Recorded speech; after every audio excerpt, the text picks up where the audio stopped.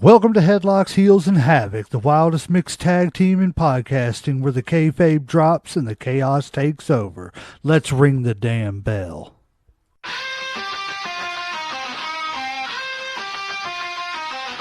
Headlocks tight, heels on the prowl, dropping elbows, hearing growl, feel the foul. No script here, just real, no bluff. Kayfabe crack, now the dirt gets rough. Headlocks, heels, havoc in the zone. Stepping in the ring, chaos at your home. No filters, no mask, just raw, bare tone. Wrestling unscripted, we on the throne. Title belts, mic checks, crowd going crazy. Drop truth bombs, leaving lines feeling hazy. Beyond the kayfabe, past the charade, where legends are born and stories get made. Headlocks popping, who's hitting the mat? Welcome to the Havoc, where the real talk's at. Tune in, step through, leave the fake at the door. Headlocks, heels, havoc, now hear the roar. Welcome to the show, ladies and gentlemen, boys and girls, children of all ages. I am one half of the greatest tag team and 1/4 of the greatest faction in this podcasting business, the legend J-Mac. With me, as always, is everybody's favorite uncle and my favorite tag team partner, Uncle Slam. What's up, family? And tonight, we have been waiting for a long time, trying to get this man on, getting everything scheduled and everything. But we are bringing you all in Ace Carmichael. How you doing, Ace? I'm doing great. How you fellas doing? I'm alive another day. That's it. That's good. You're doing pretty good then. That's right. 6 feet above ground and breathing. It's a good day. That's half the fight. That's exactly it. Man, what you been into? We know you had a big match last week and everything, or was it the week before last against Adrian Alexander? It was a couple weekends ago. Tomorrow makes two weeks. Yeah, since Adrian Alexander screwed me out of that EWA championship. Go figure. I unfortunately was not able to be there. We had so many things going on with the show. We haven't been able to make it to any EWA events this month, which I'm really depressed about, because you ain't the only one. I've been super busy with going to this show and that show, and then I finally got my shot to take that belt, and of course get screwed over. So now I gotta go. Now I feel like I have to be at EWA at every show. That way, if I got that chance, I'm gonna take it. That's it. I mean, you got to take the chance when the chance presents itself. That's wrestling. That's wrestling. That's just wrestling. So tell us a little bit about Ace Carmichael. For the fans that don't really know who you are and stuff like that. I don't know who they would be, because they're not real fans then. Yeah, I've been back for a year, so if they haven't caught on yet. Right. They got problems that we can't help them with. Well, to sum it up, Ace Carmichael's the greatest wrestler to ever lace them up. I'm just kidding. No. No. See, I started training in 2007 for a local promotion in my hometown, and it didn't turn out the way I wanted it to based off the training that I was receiving. I felt like this is a waste of time. And so back whenever Danny Davis still owned OVW, I enrolled into one of their classes, because back then it was $1,000 for 10 weeks. And if you were good enough, you got invited to stick around and train with Rip Rogers. And I was like, $1,000. And at the time I was a young man. And so I waited for that income tax refund to come in, and I went up to Louisville and I did my training there, and stuck around. And then that's whenever like Al Snow and them started coming in, and then kind of seized the opportunity for up and coming guys, because he was bringing in a lot of like TNA, like people like Abyss and stuff like that. So there wasn't that little bit of opportunity you had to break out and shine, kind of got taken down. So then I decided to have a family. So I took about almost 7 years off the biz to have kids and repopulate the world with little Ace Carmichaels. And after they got kind of big enough to where they don't want to hang out with me so much, I said, well, why don't I at least lace the boots back up and get back into the business? And for the last year, I've been tearing it up all over, Kentucky area. And like I said, a couple weeks ago, I had a chance to take the Elite Wrestling Alliance title off of Adrian Alexander. You know, whenever I first got booked for that match, I was really excited because Adrian was one of the good guys. And then you find out what he done to Tony Carell, and then you find out he's, you know, in bed with Ben Sharon and his brand, and then I knew it. I knew what was going to happen. But, you know, having Ken Anderson come out there and save me, that was pretty cool, you know. I mean, there's worse people to be saved by, you know what I'm There saying? is. I mean, there's way worse people to be saved by. Yeah, that was pretty awesome. Like that's another reason why I hated that we missed everything was, you know, just the opportunity of meeting him and everything, seeing that match, because I was looking forward to that match. I look forward to anything that goes on at EWA. I'm not going to lie. I've told everybody when they come on here, you know, Uncle Slam and I will both attest that we weren't much for the independent wrestling scene. Mm-hmm. And, you know, it was just, to me, it always, and I hate to say this because I was so wrong about it. Let me preface that by saying that I always looked at it. It was like, it's that cheap knockoff stuff, low rent, you know? Right. And it was just like, you know, we started doing the podcast, and then our former co-host, the Vipers, Miss You Vipers, she was letting us know about EWA. And I was like, oh, okay. So I was like, well, let's get in contact with, you know, the owner, see if we can find out who the owner is and see if we can ever do anything together, even if it's just, you know, hey, interviewing a wrestler or two here or there. Mm-hmm. We went out to dinner and got offered the opportunity to come and, you know, set up a table and sell our merchandise and stuff, which greatly appreciate that and everything, because if it wasn't for that, we wouldn't have met you all. Yeah. And not only meeting you all, I am so totally sold on independent wrestling now. Like, I would almost, that's what I tell people. We're going to SmackDown this 22nd. And I would have almost rather just saved that money and went to different events, you know, between EWA and KWF and, you know, AMW, all the great organizations around this state. There's enough wrestling to go around that, you know, you don't have to pay any attention to any of the mainstream stuff, if that's what you want to call it. For the money we paid, hell, we could have probably went for like a whole year to probably every one of them. Yes, that's the truth. And see, that's what I tell everybody is because I used to kind of frowned on independent wrestling as because I would go to these shows and, you know, being a wrestling fan my whole life, you go there with expectation, but what you're seeing on TV, that's the best of the best, you know? Yeah. And, you know, you go there and that's actually how I got trained the first go around is because I seen a match and, you know, me and my buddies, we were there heckling and, you know, doing all the stupid things you do as a young man. And as you learn to be a worker, you kind of want that from, you know, especially if you're a heel, you want them engaged. Well, I made some smart remarks saying, well, I could do better than that, not knowing that the promoter's wife was actually in front of me. And she turns around and says, oh, you think you can do better? I can get you, you know, come to a class. And I said, okay. And I showed up to the class and I stood out and did very well. And so I was like, hey, I think I, you know, would be pretty good at this. But like the independent scene, it's almost like the independent wrestling and SmackDown. I tell everyone this. You can come to one of our shows. Say if you have a family of 4, you can spend $50 in today's economy and you can have a whole night of fun.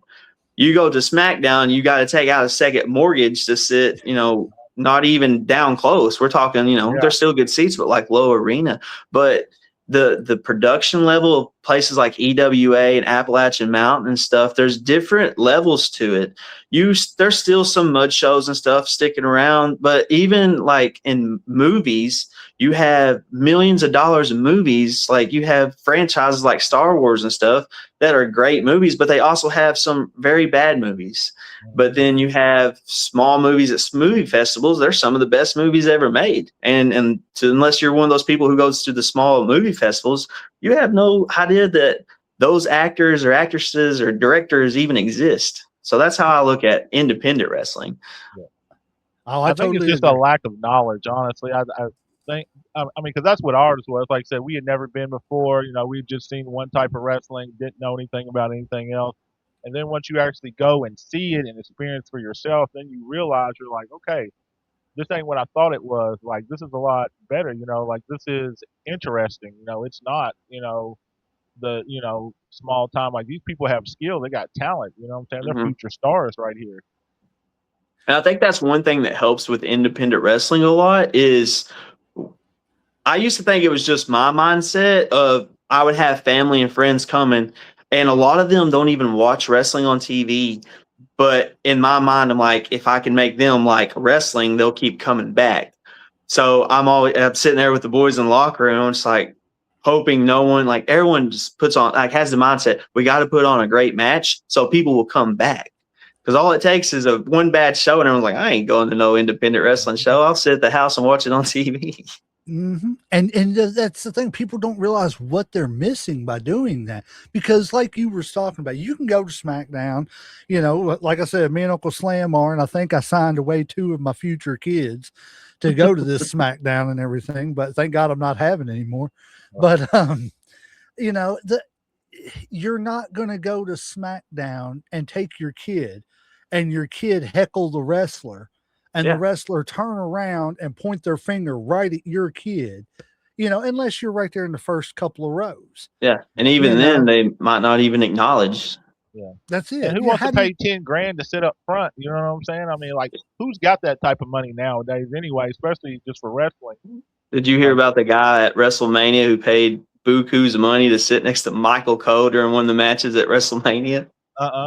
So they had like supposedly they had some package where you could pay like $100,000, and for one match of your choice, you get to sit next to the commentators, and like you have a chance to commentate on the show. And this guy just paid a lot of money. Could you imagine paying that much money to sit next to Michael Cole? No.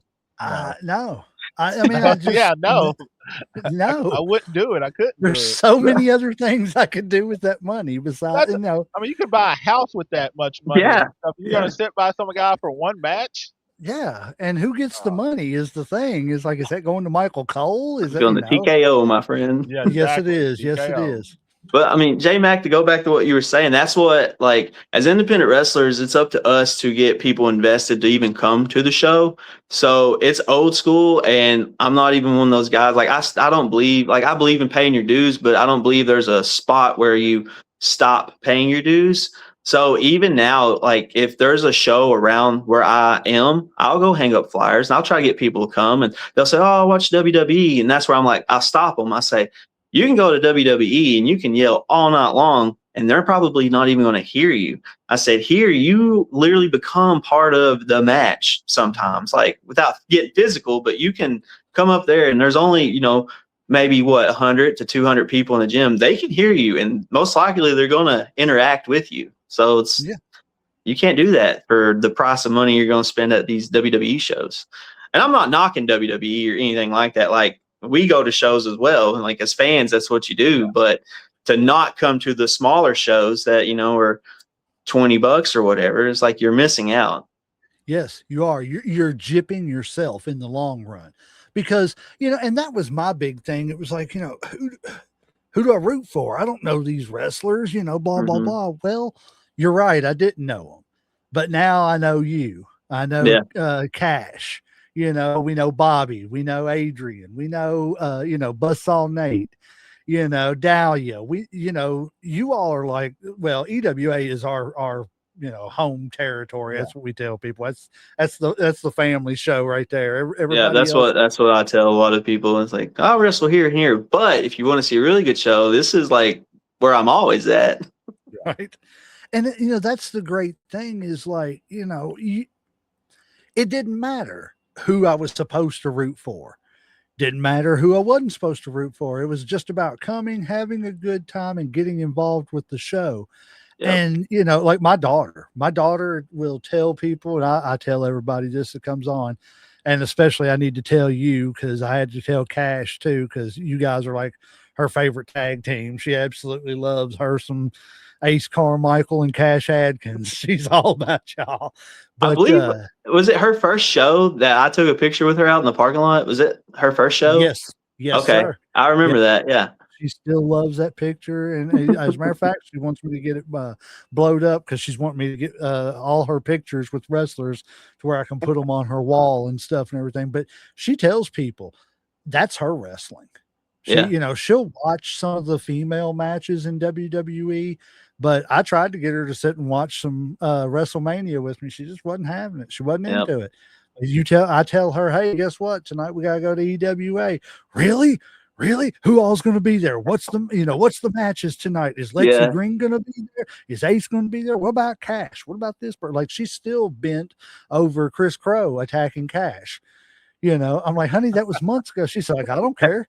She's like, I don't care. I don't like him because he did that. That's how my daughter is. She holds grudges. Yes. Yes. So you know what I'm going through. I know exactly what you mean. Is so-and-so going to be there? Well, Stan Sierra threw a fireball in their face. I'm like, I mean, I guess. Right. I don't know, honey. I'm just here for the show too. So what would you say was like your inspiration as a kid? Like, what wrestler or what moment really got the itch, you know, to where it was like, man, I fell in love with this, you know? Okay. Well, my favorite wrestler growing up when I was about 4 or 5 was Bret the Hitman Hart.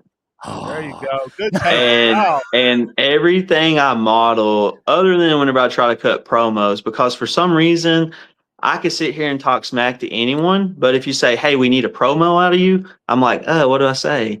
And as far as the technical stuff and like Bret Hart's I study so much Bret Hart. But as a kid, so I had a brother who was 2 years older than me. He had cerebral palsy. When we were kids, we would just lay on the floor and we watch. The first feud I ever remember seeing was Bret the Hitman Hart and Doink the Clown. And at that age, I had a fear of clowns. So seeing him beat up this green-haired clown, I'm like, that's my guy right there.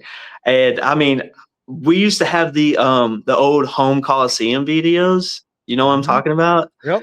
Like WrestleFest and stuff like that. Yeah. And like we would watch those VHSs. And then I got to where I would pause. Like I caught on to the work of it very young. I would pause it and I'd watch it in slow motion. I'm like, oh, so that's how they do the elbow drop and stuff like that. To me, the storylines were still real, but I understood what was going on. So I would learn to put a sharpshooter on. I had a brother who had cerebral palsy. He was nonverbal, couldn't walk, talk, or anything like that, but we still communicated with him.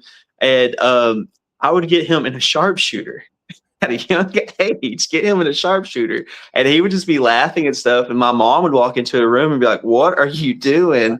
And I would do that. And then, so I would watch that. And then we would have the old WWE music CDs that would come out.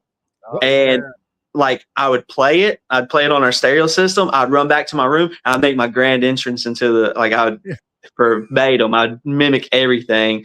And then one time, me and my brother were wrestling. Of course, he's in his chair. So I'm like, kind of doing this. And I gave him a Shawn Michaels super kick. And I stiffed him. And it flipped the chair back. And my mom, because I couldn't get the chair back up, and he was perfectly fine. He was laughing about it, but I felt terrible. And I was maybe 7 or 8 years old. And my mom said, "How about we don't wrestle your brother?" And I was like, "Okay." So, but to answer your question, Bret the Hitman Hart, that was my man. As I got older, Jericho was really cool to me. Of course, The Rock, but the inspiration all started with Bret the Hitman Hart. I thought he was everything. I was going to say, with you being such a Bret Hart fan, you shouldn't be allowed to use the super kick, man. That's not right. I'm an HBK I turned heel that fan. day. Right. That's mine and Uncle Slam's whole big mantra on here. He's all Bret Hart. I'm all HBK, and kind of works out for a good dynamic on the show because we always got something to, debate each other about. Who's better? Who's the best? Right, right. And it's funny too that you mentioned the Doink Bret rivalry, because I was watching an interview the other day with Bret Hart, and he was talking about how he absolutely loved the Doink character.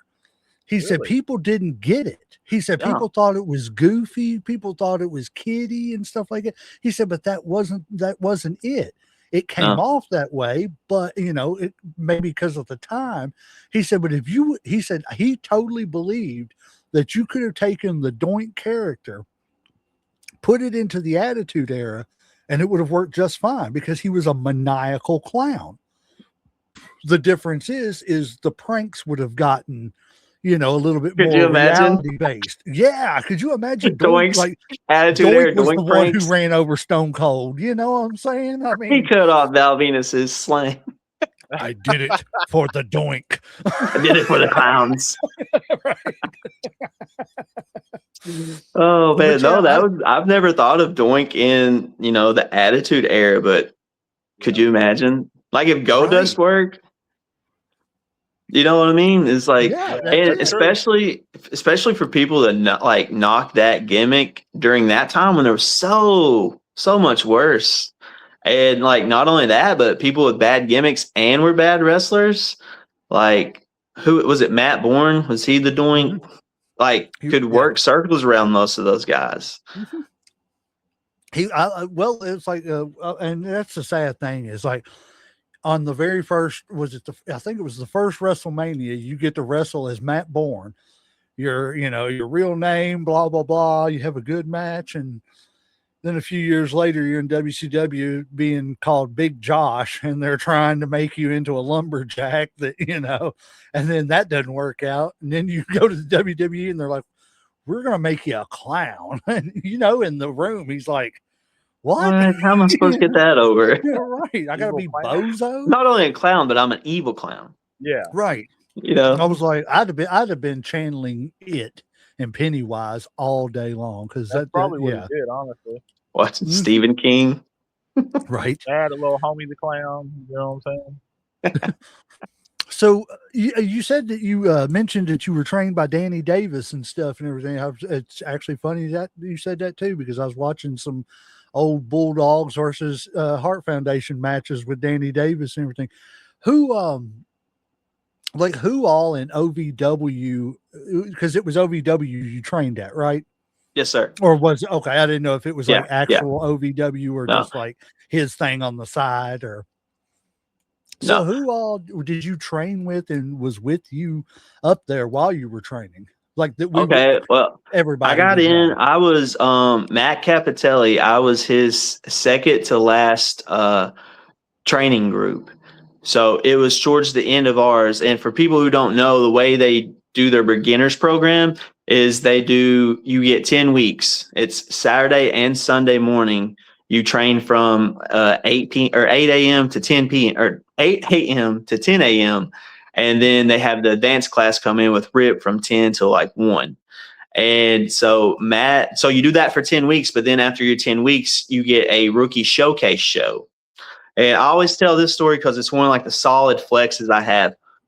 So do you guys know Truth Magnum of the Outrunners for AEW? Do you know who I'm talking? Do you know the Outrunners? Do you know who I'm talking about?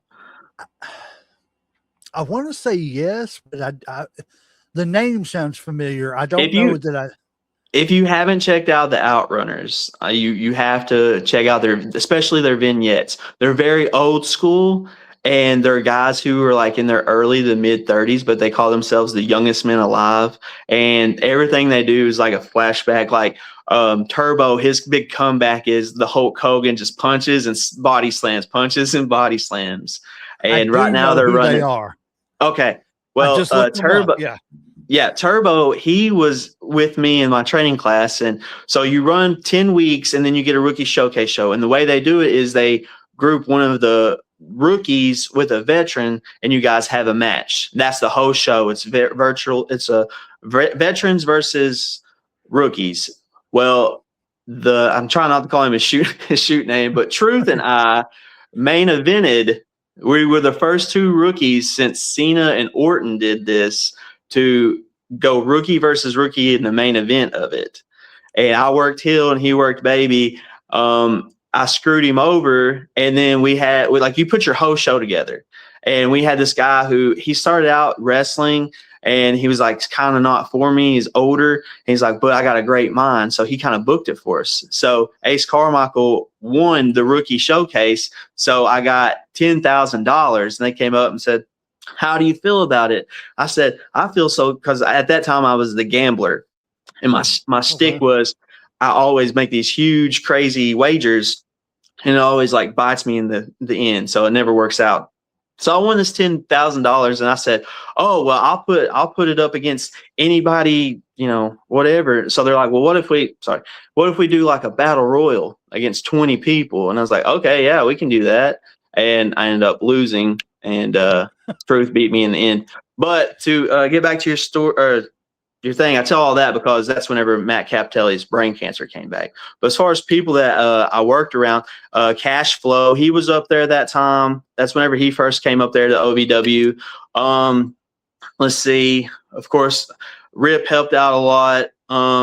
Danny, Truth was up there. I'm trying to think of some guys that are still up. Big Zoe for OVW, he was up there. Trying to think of people that are still. There's not many that are still up there. Can't think of many people that are still up there, but the guys that were up there at the time was Ryan Howard. I don't know if you remember that guy, the blonde haired dude. Hernandez, he was up there. What is his name? Skinny guy. He might be their heavyweight champion right now. What is his name? I can't think of his name. I'm going blank. Orange Cassidy? No, not Orange Cassidy. Nick. I feel like his name. You mean over in OVW? Okay. Yeah. Nick Jackson. No, it's not Nick Jackson. I can't think of his name. But a lot of those guys, they've either already quit or they're still down there in like low card areas sticking around. But the thing that always killed me about OVW is when you're there with them, and you can't like branch out to other like small promotions. Does that make sense? So you can't do any so they don't separate indie work like as long as you're with them. Yeah, it's like if you're OVW talent, you're OVW talent, and that's where you're at until you're not. Okay. See, I don't know how much I agree with that, but I do agree with it at the same time. I've always been on the fence about that because I understand them trying to protect their assets. Mm-hmm. You know what I mean? Yeah. And I totally get that. But at the same time, if you're going to protect your assets, then you need to pay them to where they don't have to go outside. Yeah. Mm-hmm. And you need to be able to pay them. If I own an indie company, excuse me, you're not talking about Nick Dinsmore, are you? No, he wasn't there. This guy's like their champion right now. I can't even think, but I've met Nick. He came in one time so once me and Truth, we were two of them that we got asked to come back. So for the last like 4 weeks, we would train in the basics from 8 to 10, and then we'd stick around with Rip till 1, and then I had like a 2.5 hour drive back home. So, man, and on Saturday I'd have to go to bed, get back, and go again. Man, so how did you balance, the whole training and having a family or whatever? Like, was it hard? Did your wife work with you? See, then it was just me and her. We didn't have all the kids, so it was just like, hey, listen, for the next 10 weeks, I'm not going to be around on the weekend. Like, is that all right? I was like, yeah, it's fine. Luckily for me, she's very low maintenance and she's in the nature and stuff. So, and like, I enjoy nature, but at that time I hated hiking. So it's like during that time is in the spring. So like, okay, well, I'll go hike. And I was like, okay, cool. Have fun. You hike, I'm gonna go wrestle. Yeah. And so, but like now, as far as like working shows and stuff with my family, she's such a blessing because like there's not a whole lot of it's hard to find someone who supports something crazy like wrestling. So whenever you can find someone who not only will support you and be like, yeah, sure, go do it, but anything I need, like she's always at my merch table and stuff, which also helps because she doesn't like sitting in crowds. So with the merch table, you kind of get to sit back and away from everybody. Yeah, so that makes sense too. So I got a hard hitting question for you. Wait, should I fix my light? I feel like my face looks weird. Oh, you're good. I mean, I can see you. Okay. As long as I'm good, I don't. Yeah, you're good. All right, hit me with it. So the little aces that run around your house. Yeah. is the elder Ace, is he their favorite wrestler, or do they kind of give you, I think it was Randy Orton, where, you know, they were like, who's your favorite wrestler? And he's like, Cody Rhodes. He's like, what? Well, I'm definitely my son's favorite wrestler because him and my nephew, they are about 7 weeks apart and they're both 4. And they will argue over who gets to be Ace Carmichael whenever they're wrestling. And so definitely his favorite. My daughter, she's 7. And so my son, he hasn't got big into the WWE stuff. Like he'll kind of like be in the room and look at it, but he doesn't really care. He'll watch our stuff on YouTube just because he knows the guys. But my daughter she used to like Tiffany, and I don't know what happened, but she used to not wear pink or anything. Then she likes Tiffany, but now she has fallen in love with Rhea Ripley and Io Sky. So she'll say, well, Ace Carmichael's my favorite wrestler, but I like Rhea second and Io third. I was like, yeah, okay, sure. That's all right, though. As long as I'm number 1, that's all that matters. Yeah, sure I am, but right. I do a universe mode on my WWE 2K26 now. Mm-hmm. And this year I've reached out to a guy who he pretty much, man, and it's crazy the things that people make money off of now. But this guy literally makes money off of making people created wrestlers and uploading. I've seen people like that on Instagram. Yes, and I'm just like, what am I doing wrong? You know, you're not doing the right thing. Right. So I reached out to him and everything, and he's going to make me a bunch of EWA guys to add to my universe. Oh, that's awesome. So, and you're one of them. I'm making you and Cash as a tag team to throw. You'll have to shoot that over to me, and I can turn on Cash. And there you go. There you go. I can even write the storyline for you. Yeah. Well, see, they were asking me the other day because we'll get on there and play, and just to make sure they win and don't give up on the game, I'll set it up as a tornado handicap match. I'll let them do their thing, and then if the PC or the UPC gets too crazy, I'll clothesline them, let them get back on top. And they said, is there an Ace Carmichael? And I was like, no, there's not. And it's like, well, I could take the time to do it, but I haven't. But then I'm like you, I see these guys that was like, for $50, I'll make you a wrestler. And I'm just like, that's very tempting. Right. Right. I mean, hey, why not do it if you can do it? Exactly. I mean, you know, I ain't got my guy made, but he's made on there. But yeah, the hardest thing is getting the mask. You know, like if you want to use your actual face, because like where we have beards, it's very hard to. And I don't feel like my face is very symmetrical. You know. Well, I think I've been kicked in the nose too many times. Left turn. Yes, my brother accidentally punched me in the nose a few times, and mine decided to head left towards Albuquerque. Yeah, accident. Are you sure about that? No, it was total accident because like he was joking around. He walked into my room one time. I don't even remember what I was doing. I was just sitting on the bed, and it was my younger stepbrother. But he just walked in like acting like he was going to be stupid. You know how like you'll flinch at your brother like that and like, you know, act like you're going to hit him and everything. Well, he walked in and done it, but he actually started to throw the punch and he didn't pull it quick enough.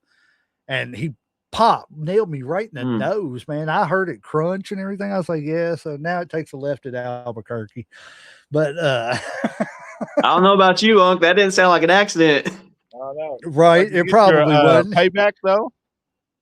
Oh yeah, trust me. Well, did you get your receipt? Ace was saying, this is the same brother that and this is why I say I've never taken an actual professional bump.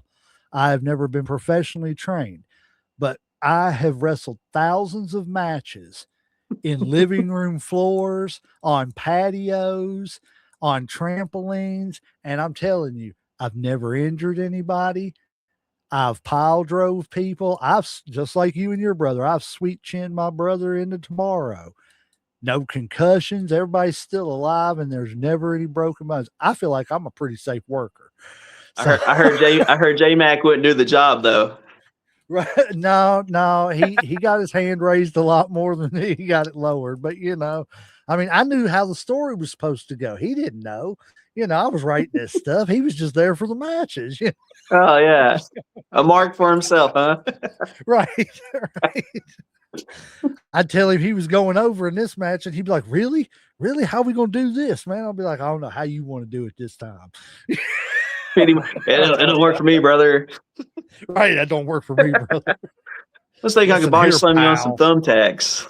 Right. Yeah, yeah. We didn't ever go that far, but man, I'm Oh telling man. you, we had some what would Gorilla call them, some Pier 6 brawls. What is y'all's? I know this isn't my role on here, but just out of curiosity, what is y'all's view on like the death match wrestling stuff? Uncle Sam, you want to go first? See, I've always been kind of a fan of like ECW, so I don't mind as much, but I don't watch a ton of it like I used to. Yeah, I don't hate it. Like, I think it has a place, but I also kind of agree with Legend because we've talked about this before that ECW kind of pigeonholed themselves, and that's kind of why they went out of business because that's all they did. And eventually, you have to have more than that. You know what I'm saying? You got to have a little more story. You got to have a little more creativity because eventually people get burnt out on that. I don't mind it. Like I said, now I don't watch a ton of it or whatever, but I think it's all right. Like I said, I mean, I don't have a issue with it or whatever. Like I said, it's time and place for everything. So yeah, I think it also depends on any questions you want to ask. This is a discussion. This ain't us just okay, asking you okay. questions. Yeah. yeah, Don't ever feel like you can't ask something or something like that. Yeah. This is everybody's show. But no, like my whole thing is just like he was saying, you're kind of pigeonholing yourself into just that. And I feel like the audio just messed up real bad right there. I don't know why. But like he said, time and place for everything. I just don't. It also depends on how far you're going to go with it. Yeah, Like the whole the MJF Adam Page sticking the needle through his jaw. yeah. Oh no, Kids, no, that's too much. I don't. We're going too far. yeah, Because there are, at the end of the day, you got to remember that even though you can push that limit in wrestling that you can't sometimes push in a movie with kids, yeah, there are still kids watching, yeah, and kids are going to mimic some of this stuff. And unfortunately, that's just a truth of the wrestling business, but it's the truth in any sport.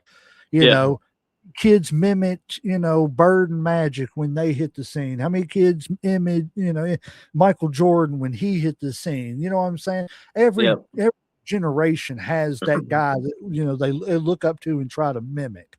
So it's just, what are they trying to mimic? And that's my biggest thing with the death matches is really the kids watching it and getting a hold of it. What are they going to try to do? yeah. I like the straight up like Nick Gage type stuff where it's just, hold on, there's a car going by. It's really loud. Sorry. Oh, I didn't hear. All right. So my thing on it is just, if it makes you feel better, we didn't hear a thing. Okay, we're good. We're good. My thing on it is to be a professional wrestler, there's a work to it. There's an art to it. And it doesn't take a whole lot of talent to just hit each other with stuff and get hurt for real or cut open, for real. To me, but also to go back to like the story of it is if you have a huge blood feud, like, yeah, hit each other with the chair, throw somebody through a table, like that's all fine and well. But when we're putting needles in our mouths or we're hitting each other with cinder blocks and things like that, it's got to the point to where it's crazy the amount of stuff. And like you said, there's kids watching. But that being said, I think about WrestleMania last week with the unsanctioned match, and there's not even blood.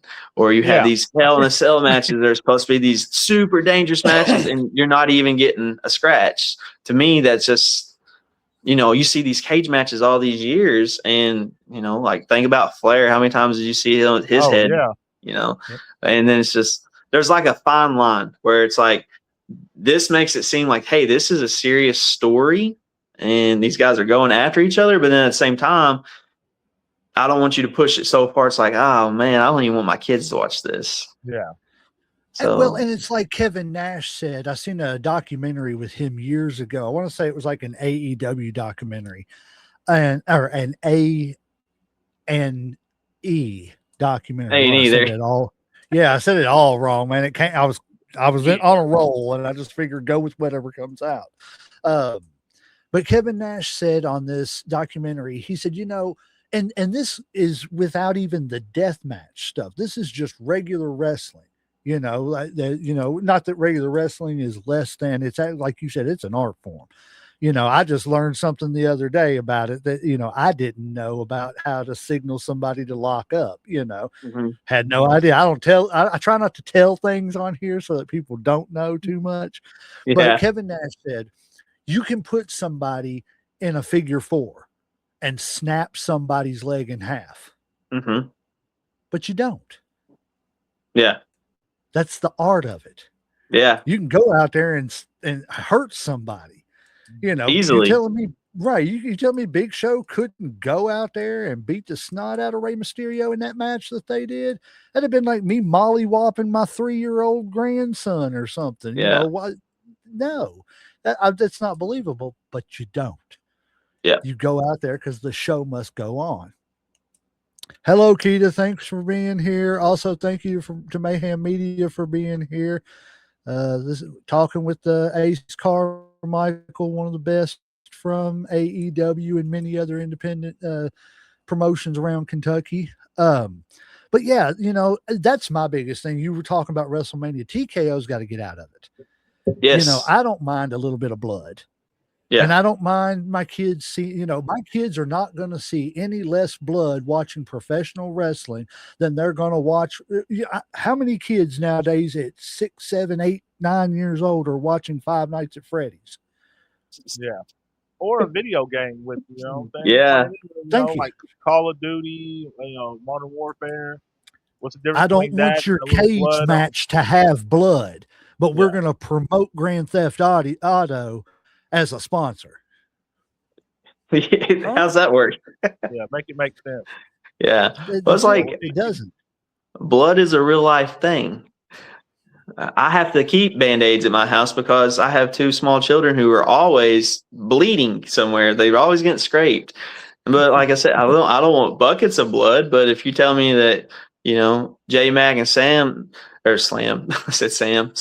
hate each other, I was like, okay. And then you guys get into a fight out of the bar. You mean tell me y'all aren't going to have any bruises or blood or scratches? Like, yeah, that's not realistic. No, it kind of kills it.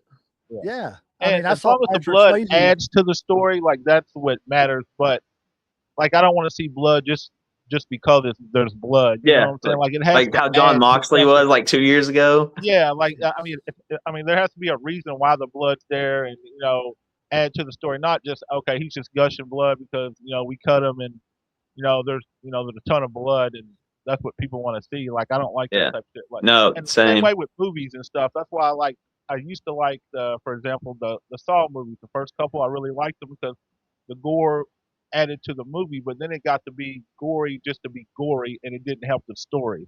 And I think that's the same thing with wrestling. It's like it's got to add to it. It can't just be there just to be there. Exactly. And see that, that's it. I would rather. I want. How do you give me the blood of like a Flair Steamboat match? Where midway through the match, these 2 men been battling for 30 minutes. And midway through the match, Ricky Steamboat, does an atomic drop, and Flair, bounces off the post, comes back. I've seen Arn Anderson do this a lot too. And it's just what kind of came to mind to spot. But he would like bounce off the turnbuckle and come back. But Steamboat or somebody would like walk towards them like he was going to do something. And boom, their heads collided. Yeah. And they go back. It was the back of his head hit the front of his head. And then the guy who got the front of his head gets up and he's got a little cut. Yeah. That makes almost sense. like that's what would happen in real life. Yeah. Oh my Lord. how dare they have something make sense? But yeah, TKO's got to get out of it because there's no reason we've got Hell in a Cell matches that they don't even leave the cell. Unsanctioned matches that seem like a normal Friday Night Yeah, that's SmackDown what I thought match. about it too. Yeah, like I was Unsanctioned like, right in for the a middle of the unsanctioned card. match, this seems kind of just like a regular match. They just This is We're not work unsanctioned. responsible everybody. for any of The third this. match of the card. And it's unsanctioned to the point to where the announcers are still going to announce them coming in. We're still Yep. going to give them stats. I heard, what was it he said? The only reason the referee's out there is to count the three. The WWE's just lending them a referee. Oh, did he Is let that a normal match? did they lend the timekeeper and I guess they let them the borrow it all. announcer, the commentators? Right. All of it. It just, That's funny. I don't know. It's bad. It's really bad as far as that goes, because it's just, I don't know. But to go back to what you were saying, you said something earlier, and I'm sorry, we got to talking, and that's perfectly fine. I love the way I do this all the time. we just try to let the conversation flow. Yeah. We just like to let the conversation flow. You know what I'm saying? Yeah. That's why I said, if you got questions for us, please feel free to ask us stuff. But you had mentioned earlier about whenever you were in OVW and y'all done the rookie thing. I believe it was the show. You said there was a show that the rookies put on and stuff. And Yeah, the rookie showcase. like Yeah. when you said, yeah, rookie showcase. I was trying to write it all down and forgot to write that name down. Whenever I was doing, I jot notes down whenever I'm going. But so when you said you all got to plan that out, does that mean you and Tank was his name, right? I don't watch much AEW. Or True Southern. Turbo, yeah. Right. So you two got to just sit there and plan your match out and tell the agent, or whatever you want to call it, the agent, producer, whatever, what you all wanted to do. Yeah.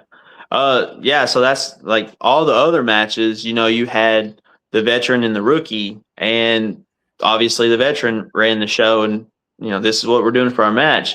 And with us both being rookies, we had Matt Capitelli beside us, and we kind of put it out there. And obviously being so green, like not ever having like a match in front of people. I had a couple matches in front of people from the first time I was trained, but it was, in front of like 30 people in my hometown or something. But this was like totally different scale.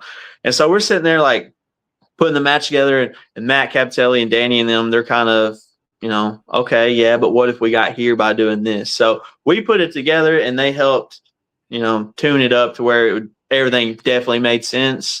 And we had a really good match, and it's crazy to think about now of go out there. It's every time you go out there, you're so nervous, but then I was super nervous. And like I said, both of us put this match together, and it was, we'll see how it goes, and actually turned out very well. That's really cool. I mean, because that's, I thought maybe it was, I thought maybe it was like, okay, well, we're just giving y'all the reins, do what you can, as long as you don't do nothing too stupid, Yeah. And then you all just did it. But I mean, did you all have to get things approved first? No. They were just kind of there to let us tell the story we wanted to. And if we, obviously two guys who haven't had very many matches, put it together, which OVW's training, I don't know how it is now, but with Al being there, I'm sure it's still like great.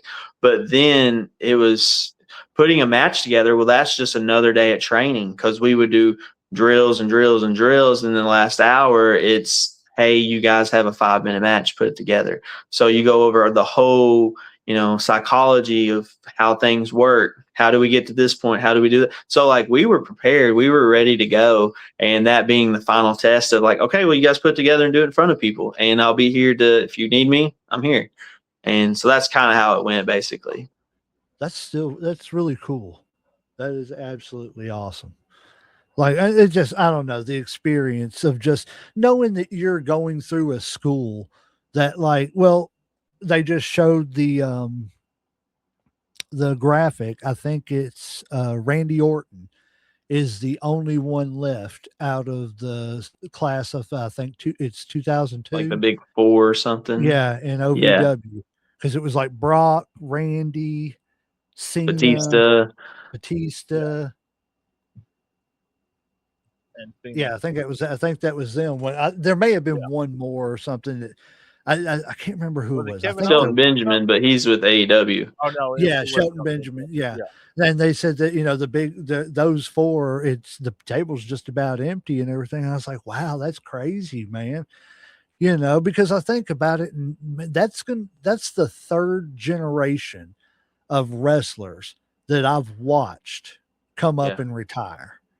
Yeah. Now there was a bunch with the golden era and Hogan and them that, they were already big stars and stuff when they came to WWE, but they were on their downward slope and everything, especially the way McMahon had everything running and the whole machine behind Hogan. There was no room for anybody else to be up at the top, Yeah. even for their last little run. They kind of went there just to make some money in their last little run.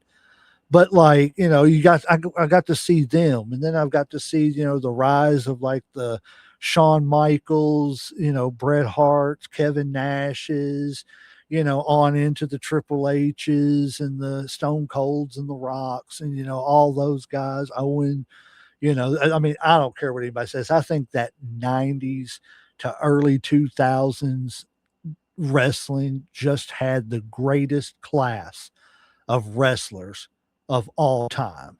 Yeah. And that's just me. Like I said, you had Owen Hart, Mr. Perfect, Shawn Michaels, Bret Hart, I mean, just all the Bulldog. People don't realize how great the Bulldog was in the ring. If he could have beaten some of his demons, he could have been one of the greatest of all time too. Sorry, I'm getting off on a rant. Oh no. But like, and then you go into like the Cenas and the, that OVW class and everything that's, starting to, retire now and everything. It's just like, wow, man, that's a lot of wrestling, Mhm. and that's really cool that you've gotten to, well, I think it's really cool that I've gotten to be a part of a time in wrestling that was just probably the greatest three eras ever so far. Yeah. And and it's spilling over. And here's the weird thing, because people are getting kind of fed up with the pricing of TKO overpricing and everything. So they're looking back towards the modern day territories, the independents. Yep. And they're looking for, their local heroes again. It's not going to, it's taking a less national approach again. Yeah. And Yeah. I think to me, from what I've seen and just from what I've heard and everything for the year we've been involved, the indie scene is really thriving. So that's what I was going to ask. I was There's just going a to ask. hotbed. Yeah, go ahead. I was going to just say that the indie scene, I'm sure at every state there are areas where the indie scene is hot. And I think here in central and like southeastern Kentucky right now is some of the best just independent wrestling you're going to get. I'm sure there's, and think about like Tennessee, Ohio, these other places. Like I'm just talking about the one area that I, run around in, and it's just crazy how every state definitely has all this going for them as well. I'm sure. Yeah. That's Well, what and we've it's heard not before, whether about Kentucky being a kind of, as far as indie wrestling, like it's in a really good place. Like it's thriving. There's a lot of people coming. Independent is, there's a lot of organizations. Well, have you guys ever go up to Davis Arena, or if that's what it's still called, to watch the OVW shows? Have you guys ever been there? I've un- seen a match I think it was during a state fair, but I haven't been up there to actually watch a match in a long time. Okay. I have never had the privilege of seeing an OVW show. Okay. I mean, I'll tell everybody, like, it's cool to go there just because the feeling I got from training there is you literally, you go in, you have the little ticket booth thing. It's an old warehouse, is what it is. And once you pay, you walk down this hallway, and they just have like a hall of, like a Hall of Fame, I guess, of all these WWE and legends and greats that have been affiliated through OVW. And there's so many names on there that like you might not even know that like, oh, they went to OVW, and it's really crazy. And then you go in there, it's the same exact setup and ring and everything that, that class of '04 that you were talking about that was in there. And it blows your mind that, but I the thing would to talk about love. with the independent wrestling is like in 2017, 18, when I was training with OVW, like every show was right there in the Davis Arena in Louisville. And occasionally they would branch out to Elizabethtown. And that's pretty much the only traveling. But the scene has gotten so hot, and I haven't been to an OVW show. I don't keep up with it really. But from the people I've heard is it's kind of stalemating. So like they're coming to places like Lexington and, places like that. And they haven't done that since that era of Cena and all those guys. Okay. See, that's the thing, man. Go support these people. And you can, I think, I don't know if people still like. I wonder how many people still have the mindset of, well, I go to EWA, so I can't go to, KWF. I can't go support someone else. Right. The thing you don't understand is a lot of these people you see wrestling at EWA, they're going down to Appalachian.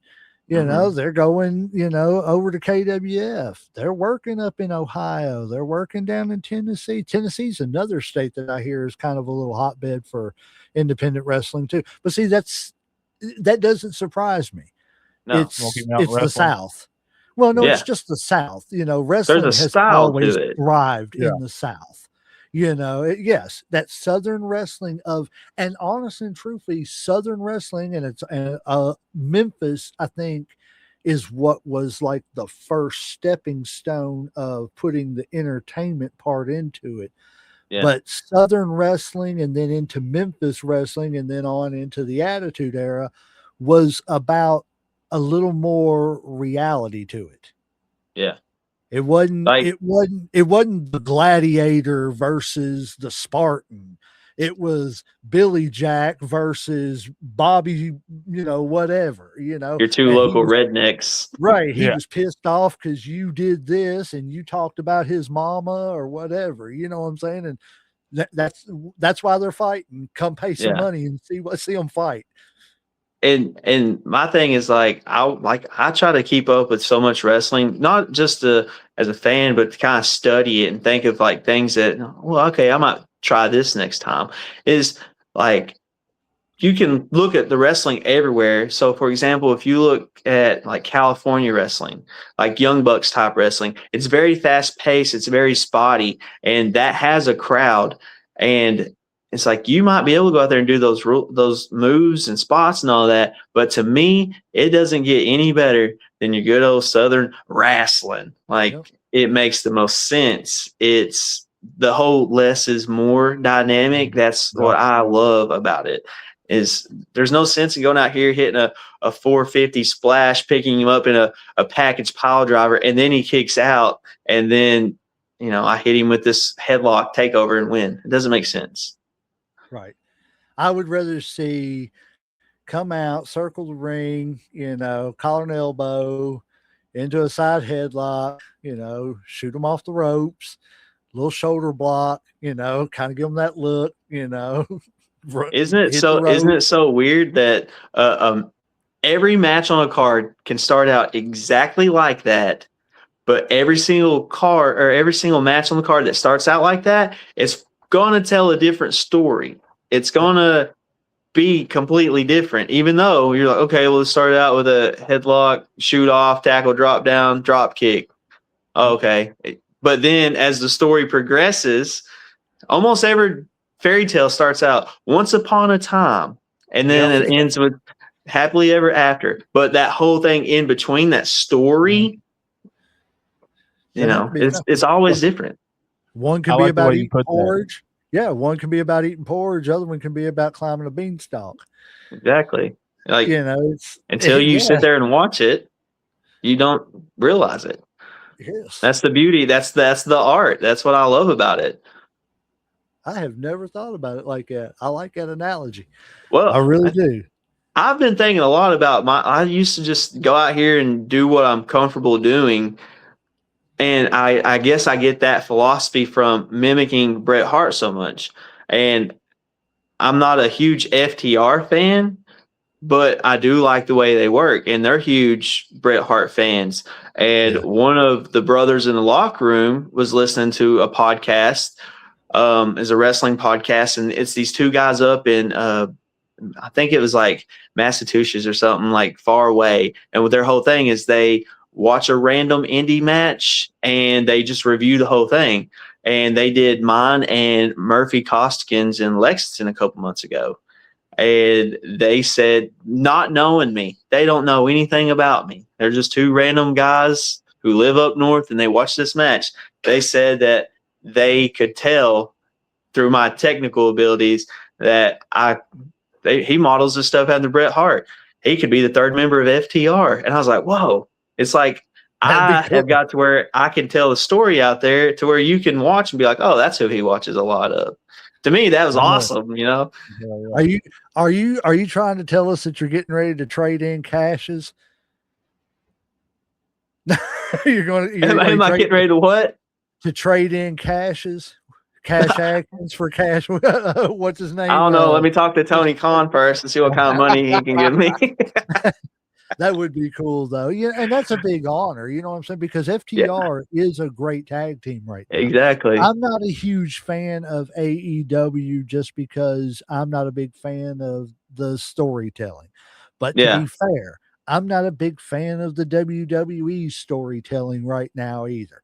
You know what I'm saying? And that's just being fair. Storytelling across the board in the big leagues is not been good. I'm telling you right now, the Adrian story, him turning, that's been my favorite story in wrestling past 6 months. I've hated it. Well, right. He said, personally, I can't stand it, but you know. If he would have had the brand and Carson Drake, I'd be your EWA champion right now. But no. Man. Then you said Carson Drake, so I shouldn't hold this up, right? I shouldn't put that up at all. No, put that down. None of that. Yeah, put that down. Man, that's my favorite belt of all time. And I ran across that thing on Facebook for $85. Oh, man.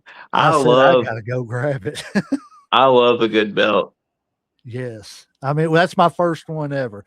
And like, it's funny too, because I know it's crazy, but out of all the titles in the world, the NWA World Television Championship and on into that first little bit of the WCW World Television Championship, my favorite championship of all time. I don't know why. I think it was just because it was the title I knew I was going to see defended every Saturday and Sunday night. Yeah, that's the one you're going to see. What's Slam? What's your favorite belt? Probably the wing dingle. Same. That's my go-to. Which is, like you're saying, J Mac, that's the one, the first belt I remember seeing Bret Hart hold up. So I'm just like, that's the one. And that's my favorite world title. As far across the board of any world titles, and that's even including the big gold and the 10 pounds of gold, which are my second and third favorites in no respective order. Yeah. But as far as world titles, but my other favorite title is the Intercontinental Championship Classic.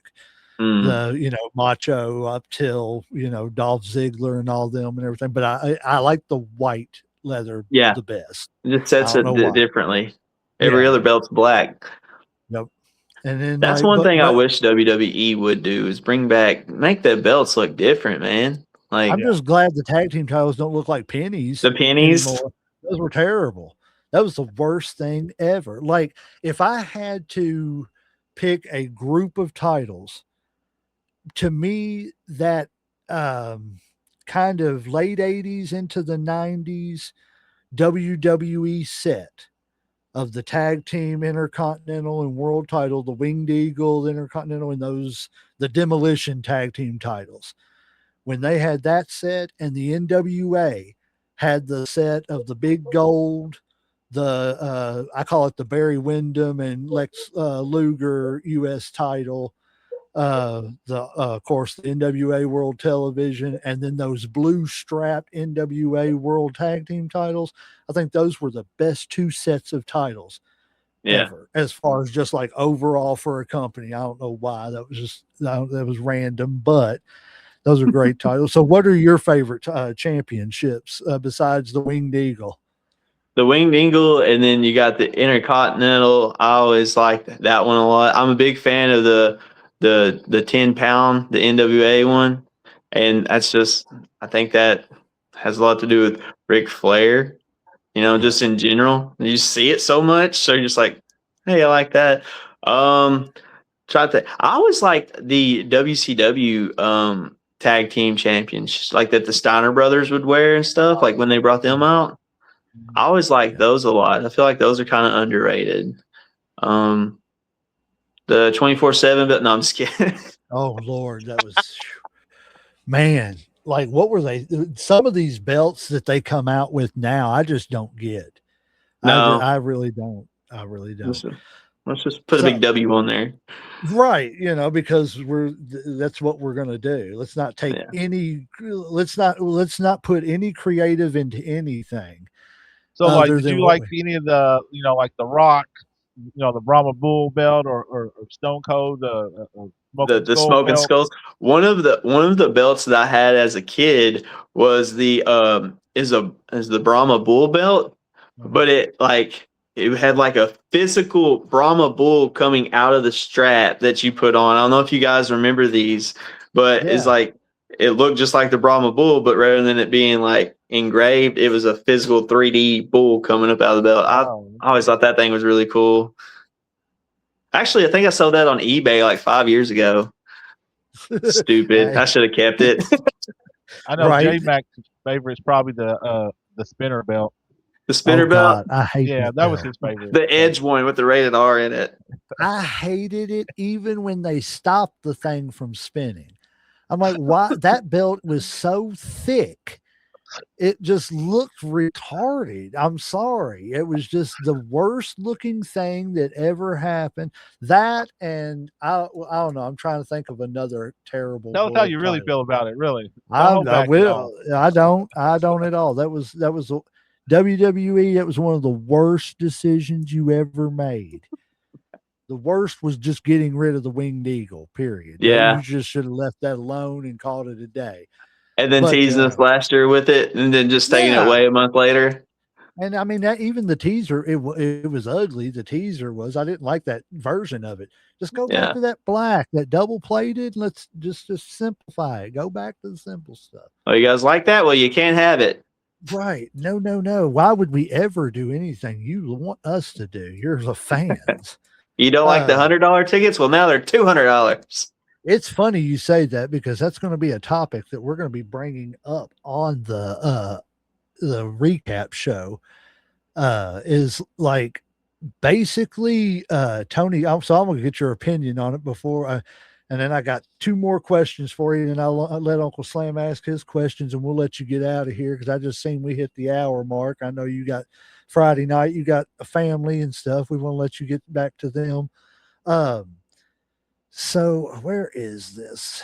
Nick Khan, he said something. Yeah, I mean, it's terrible. That's not it. I don't know what I did with it.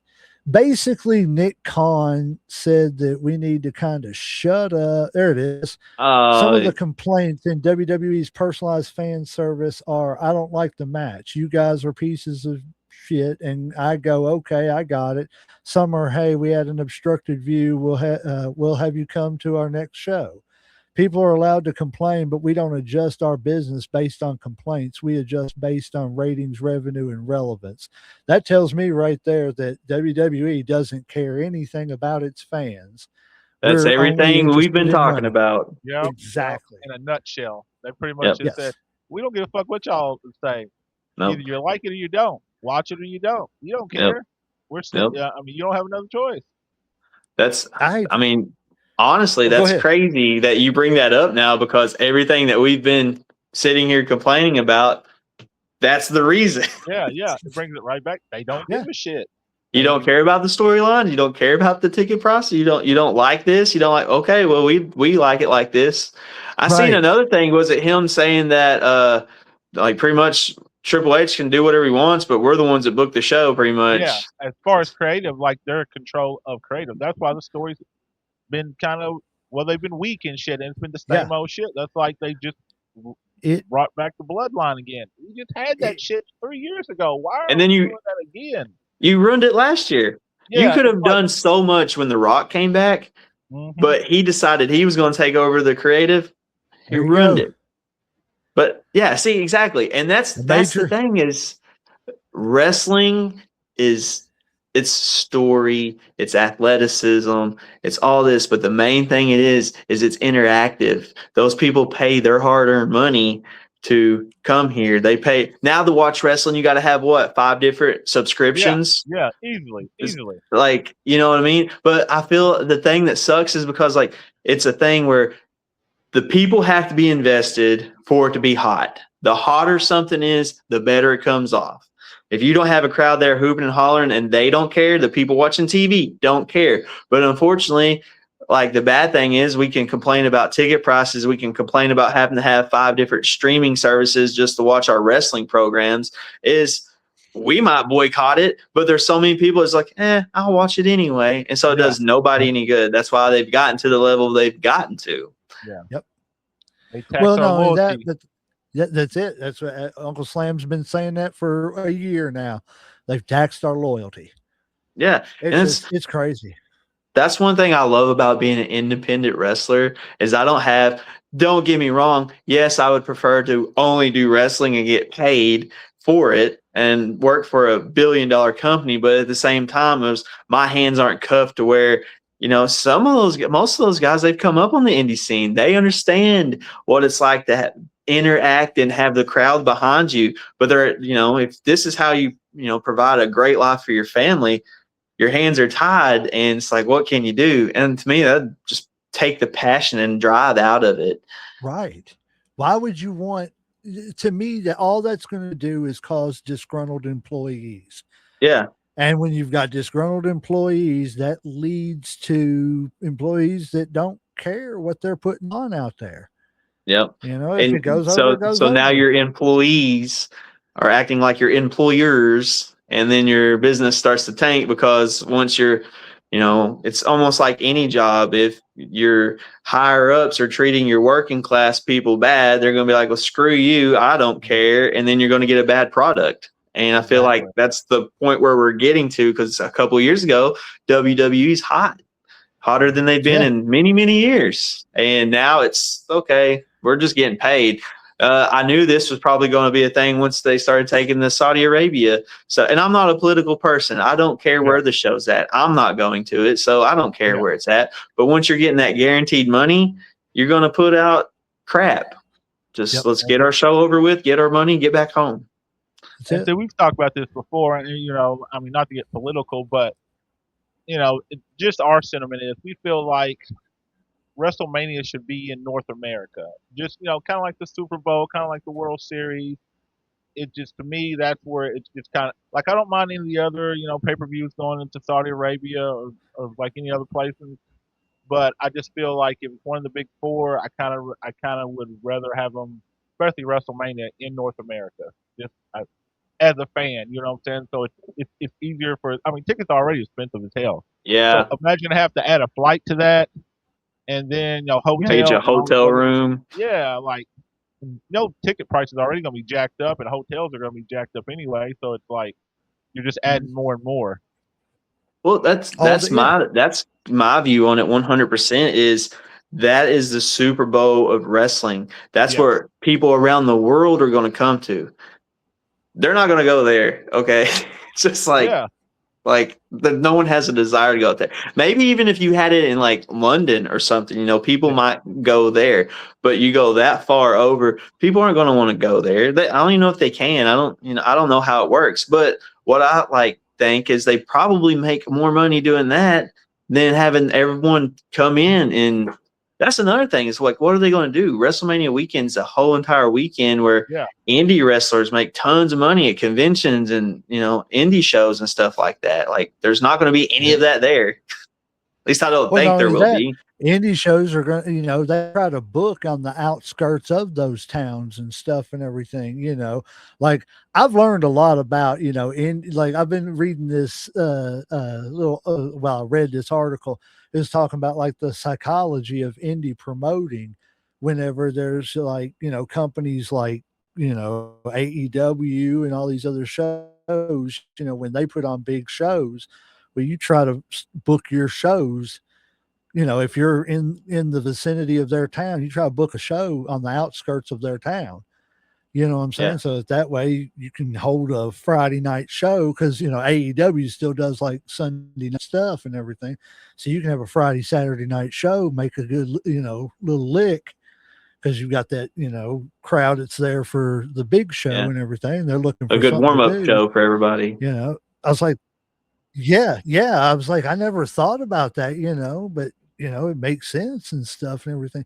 People are, I honestly and truthfully, I think eventually people are going to see the light and it's just going to all float back to, just more local wrestling, like it was back in the territory days. We're going to, Like go back to the both, territories. That would be great. yes. I mean, wrestling was the best. I won't say the best, wrestling, it was one of the best times in wrestling. I'm not going to say it was better than the Attitude Era or wasn't better than the Attitude Era because everything led to everything else. Yeah. But, it definitely worked for a long time and it made a lot of people a lot of money. I think so you don't really hear about the indie scene in the golden era, and you don't really hear about the indie scene in the attitude era. So when this mainstream wrestling is hot, the indies aren't hot. But when you're getting to an era like we are now where the main product is not that great, hopefully, that'll turn the people to, like you're saying, like the local shows, the territories and stuff. Like, I don't know. It's hard to think of a time where both are up here. So normally it's the main product, WWE's up here, and people don't care about the indies. And I think we're getting like this. We switch it around. That'd be pretty cool. I agree 100%. Let me get to my last couple of questions here and everything, Okay. and then I will let Uncle Slam take over for a second. Like I said, I don't want to keep you too long. I know you got a family and you want to get Oh, to you're them. fine. Ace Carmichael likes to run his mouth. That's all right. You're more than welcome to run it for as long as you want to. So, one last little WrestleMania question. How shocked were you about the Brock retirement? When we were talking about the OVW people earlier, I thought of this. So my daughter, she's 7, and she watched, WrestleMania with me both nights. And it's kind of cool because she's getting to the thing like where she'll ask questions and they're story based. Well, why are they doing this? Why are they doing that? And so she hates Gunther because AJ Styles is one of my favorites and he got retired, and Cena wasn't ever one of my favorites until it's like, oh, now he only comes around so often. So it's like, I'll cheer for him because he's getting ready to leave. So look at all the time. Yeah, the thing is like, so she'll kind of like watch me and be like, okay, well, that must have been a big deal. As we're sitting there watching the match, which we were like, that's one of the matches I was most excited for just because it had the best build. Yes. You got this guy who's ruled for 20 years and then this new up and comer guy. That plus my kids just are doing this all the time. They call it the oboe walk or whatever. And so she was sitting there watching that with me, and I was like, I seen him kind of tearing up, and then he like was taking his boots off, and I'm like, what? And she's like, what's that mean? I said, well, normally when people take their boots off, that means they're done. And then off came the gloves and then the tears. And I was literally sitting over there like, oh my God, Brock Lesnar is retiring. Yeah. Because like I keep up with a bunch of stuff, and I was like, I haven't heard anything about this. And it's funny because she got on her tablet and I was like, what's she doing? And I ended up getting she had messaged me on Kids Messenger. She sent me the Mike Zazowski from the Monsters Inc. meme of him sitting there like with his mouth open. But that completely blew my mind. And then here we are a week later and we still don't know, like, work, shoot, what is this? What's going on? You know? I think it was a shoot. Yeah. Now, I just think I buy what Brock said because I seen a quote from him where he was talking about. But before I tell you that, I would to go off what you were saying. I thought this was going to be his rivalry for the summer. They were going to have a 3-match series. You know what I'm saying? Boom, Brock would lose this one to the young fella. The young fella will come, you know, they'll fight again. Brock will show him old guy still got it. It was a fluke, you know, and then they'll go to the last match, SummerSlam, where everybody thought it was going to happen. And, you know, Oba take him out and pass torch. But like he was talking about how the diverticulitis really did a number on his midsection and stuff. So it makes it really hard and really tender for him to wrestle and stuff and everything. That's one I could reason why imagine. he doesn't wrestle so much, because it weakened his midsection so much. Yeah. So he felt like it was just time to go ahead and do it. It was his time. But there's also, I've heard some politics into it to where he didn't want to do the job to Gunther, because he felt Obafemi should be the one to be this new monster that's going to come through and wreck people like he does. Well, also, how's Gunther going to beat him? Rear naked choke? I don't see Brock going to lay there and get unconscious. You know what I mean? Let's not even get into Gunther, because they've ruined that whole thing. I mean, I loved Gunther. The ring general thing was awesome. I can out wrestle you. I don't want to see Gunther the barbarian that retires everybody. Yeah. I also like Fat Gunther better. I like Walter better. Right. All right. Well, okay. So my last question is, if you can, I don't know if you're allowed to elaborate on this, but I am totally sure that he doesn't mind this going up here because he posted it online. Is this a brand split? So, yeah. So we're trying to do 2 shows, and that's pretty much what it is it's you have your Ignition, which will be in Danville, and then you have your Pulse that will be in Richmond. And that's pretty much what's going on. Is there's going to be like a SmackDown and a Raw of EWA. And then we'll still do our big 4 shows that all come together. From my understanding, don't quote me on this. It's just the vibe that I've gotten that, yes, we are doing a brand split.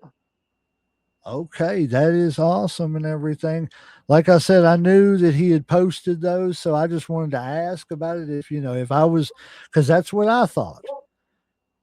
Ladies and gentlemen, if you got any thoughts and everything on the brand split of EWA, let us know and everything. You guys want to come to the Pulse show in Richmond, because that's where the best talent is. You can see those 2 handsome men up top. But I think eventually I might take the belt off old Buzzsaw, and so I might be working double, or I might just, that whole brand down there at the bottom, the hell with them. I know it. I think we're trying to help build some rivalries here and everything. No, but that's really awesome and everything. Like, I am so glad that they're doing so good. You know what I'm saying? I love EWA. I really do. It's a great organization. They always put on a great show. It's a top quality product, really. Yes, it really is. You know what I'm saying? It's not just go, people. Pay. You don't have to pay the worst seats in the house are 100 feet away and 20 foot in the air for $15. You know what I'm saying? I mean, Jesus, just pay it and go. Let's fill these houses up, man. Yeah, you can take the whole family and still go out to dinner and still have money left. Yes. Exactly. You can get ice cream on the way home. Yeah. Yeah. For real. And then, well, still might be pushing it on gas, but no. Hey, those Richmond shows are pretty close. Right. Yes. Yes. But seriously, people, get out here and fill these places up, man. Yeah, we got Yeah. the 9th in Danville and 16th in Richmond. I always tell everybody, if you have kids, even if your kids, like my kids weren't big wrestling fans, and then I have a niece who is 11. She's a huge wrestling fan now, and she had never seen wrestling at all until she started coming to Ace Carmichael matches. And that's not just because me. Obviously, I'm her favorite, but I mean, she likes like almost every wrestler comes out. She's got a favorite. She's got ones that she boos, and now it's bled into like now she's just a wrestling fan. Because the kids, like we were talking earlier, the kids aren't going to go up there and get a high five from Roman Reigns. But whenever we come out, I'll high five everybody before I even get in the ring. I don't care, that's my time. And these people pay their hard-earned money. I'm going to make them a part of the show as well, and to make sure that they're also very entertained. So you get your money's worth. And if you have people who aren't wrestling fans. And another thing about these small shows that I've learned over the past year, because as you know, I am the EWA fan favorite wrestler of 2025. So that's pretty cool for a comeback. Yes, you build relationships with these people. Yes. There are people who, like a year ago, 6 months ago, have no idea who I am. And now anytime I see them, it's like you run into a family member you don't see all the time. We'll sit there and have a little second conversation, and it's gone. And it's cool to be able to connect with people like that. And you don't get that at those big shows. And honestly and truthfully, I'll finish up with this and let Uncle Sam take it over. That's what really sold me on not only independent wrestling, but you all in particular. It was almost unfair because, you all, the first show you all went to, like I said, you took a picture with my daughter, and I believe it was after your match. Yeah. You know what I mean? And you were tired, just, it was hot. You were outside getting a breath of fresh air, and you took a second to, she ran up to you and was like, she asked me, she was like, "There's Ace. Can I get a picture with him?" And I was like, "Honey, you can ask him." I was like, but remember, he just got through, doing a match. So if he's tired, give him a second, And she was like, "Okay." And that's whenever I think she came up and asked you and everything. And you was just like, "Yeah, sure." Absolutely. That's what I do it for. Yes. And then it was just other acts too, like Brock's Boulder and Titan Troy, Grappling Inc. They went up into the stands to give her an autograph on her shirt. Yeah. They're great guys. I'm like, you're not gonna see anybody in the WWE really do something like that. Not unless you pay a lot of money for them to do it. No. Yeah, you're not gonna see anybody honestly in any of the big. Yes. And then you got to pay. Yeah, it's crazy. And it was all the acts like that. And that wasn't all of it. Like I said, everybody that she's ever asked, I think she's got a shirt. It's a Headlocks, Heels, and Havoc shirt that's got like probably 15 Ace Carmichael autographs on it. And I'm like, why do you keep asking these people for their autograph over and over again? She said, "Because I'm a fan and I want them all over this and everything." She asks everybody over and over, but every time, y'all take the time to sign it. So, that's what sold it on, on me. And I'm not saying that any of these other organizations in Kentucky aren't great. I haven't had the pleasure of seeing a whole lot of them. I'm planning on going and seeing, what is it? Appalachian Mountain Wrestling in Lexington, because I want to see what's his face? I cannot think of his name. Dolph Ziggler, and is it Kyle Maggard? Not Kyle Maggard. It'll be Marty Clay. Yeah, Marty Clay. I don't know why I said Kyle Maggard. Marty Clay. My. You might see Kyle Maggard. I don't know. You might be out there. Yeah, but it's going to be right. Well, you never know. But yeah, I just, I'm going to go there and, see that and everything, because I've never heard anything bad. I know they put on good shows and everything. So, support local indie wrestling. It's worth it, man. Don't, save your money for what you pay a month to pay for ESPN. for lackluster, WWE Netflix. pay-per-views, yes, you can take your family to a monthly EWA show.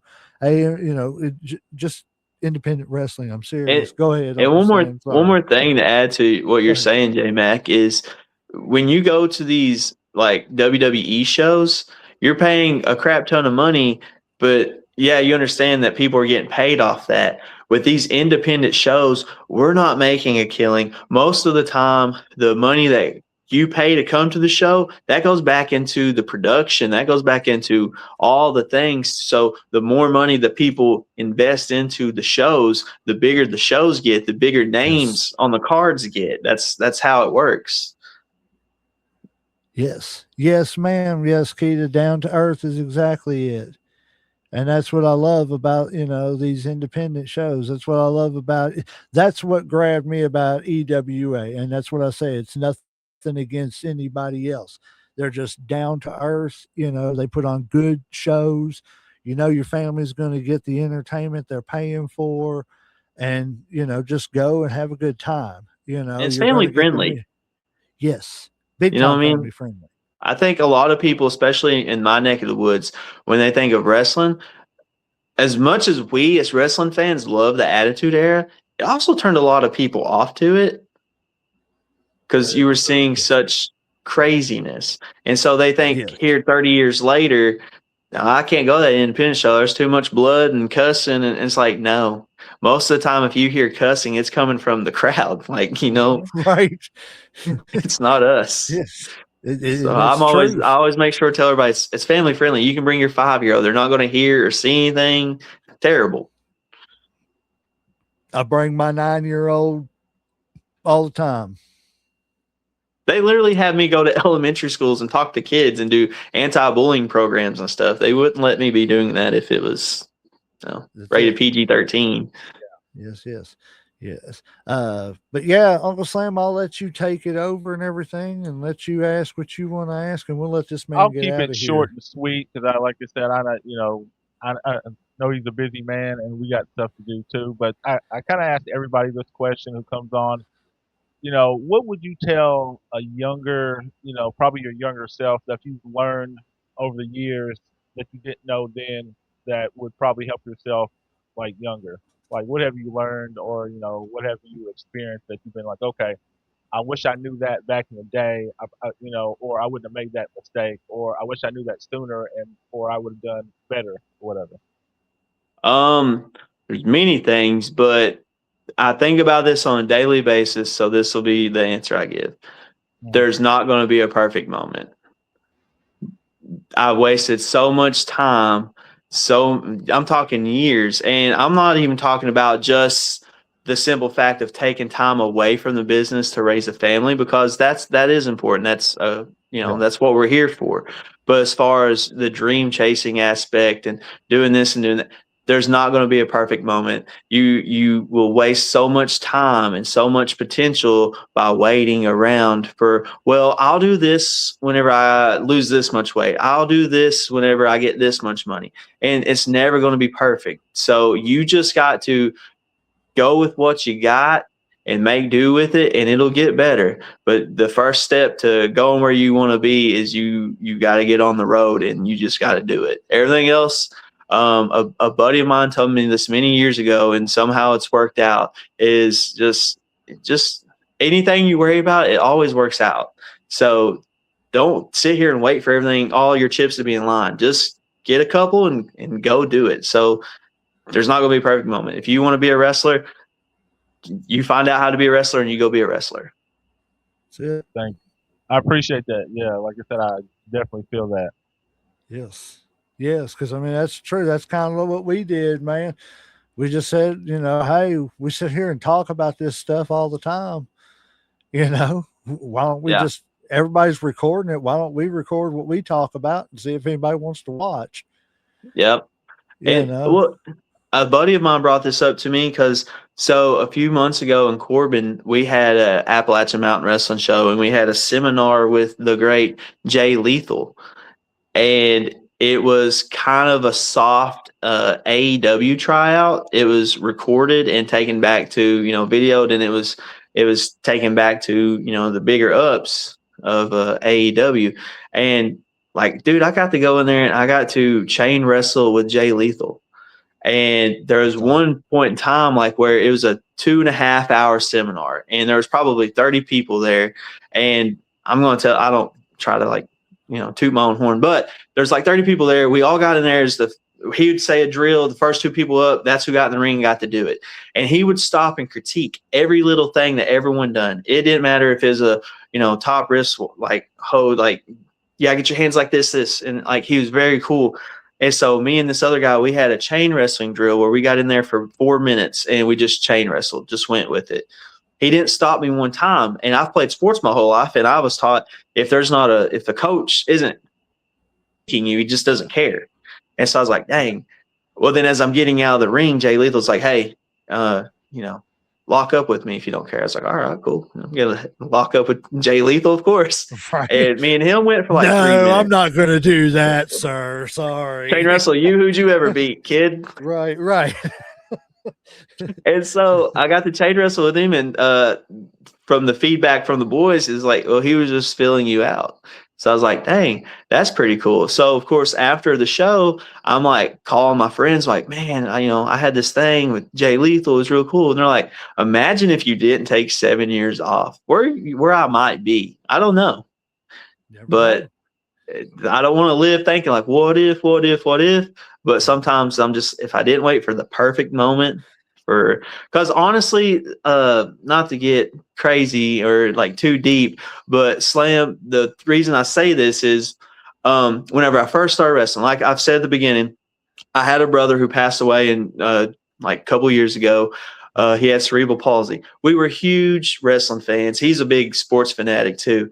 And I always wanted to be a wrestler because there's a lot of people who have disabilities come to these wrestling shows. And to me, when you like everyday life, people just walk by them, don't pay attention. And there's people with disabilities. If you can make like them feel seen, oh man, it's crazy the light that comes to their face. But I started wrestling and I stopped.